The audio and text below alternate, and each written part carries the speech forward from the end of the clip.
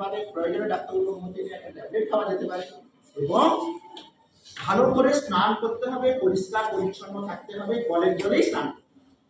কথা বোঝা গেল সবার? আর কিছু প্রশ্ন থাকলে বলো।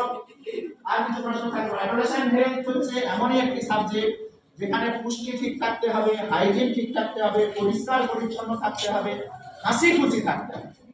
সবাই যদি এটা দেখা যায়, এখন কিন্তু ছেলেমেয়েরা না অস্থিরতায় ভুগছে, সমস্ত অভিভাবক সবাই সবাই গরম।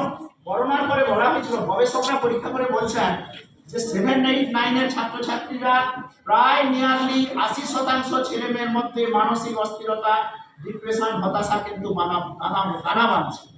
এটা কিন্তু তাদের কাল্পনিক সংগ্রাম নয়, এটা তারা কিন্তু একদম তাদের স্কেলে ধরা পড়েছে।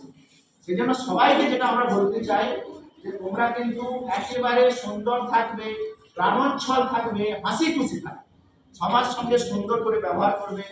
আমাদের যারা প্রত্যেকে আমরা যারা সহপাঠী আছি, আমাদের ম্যাডামরা আছেন, আমাদের সমস্ত আছে, বাড়িতে বাবা মা আছেন, কাকু আছেন, দাদা আছেন, সবাই আছে, সবার সঙ্গে সুন্দর ব্যবহার করা, মনকে সুন্দর রাখা, প্রাণায়াম মেডিটেশন নিয়ে পরে একদিন ক্লাস নিতে পারি। এখন আজকের দিনে কোনো বেশি ভারাক্রান্ত হয়ে যাবে, ম্যাডাম বেশি না বলেছেন। কটা বাজে বলো তো? এখন ম্যাডাম কটা বাজে? 20 হয়ে গেছে, 20 হয়ে গেছে, 20। হ্যাঁ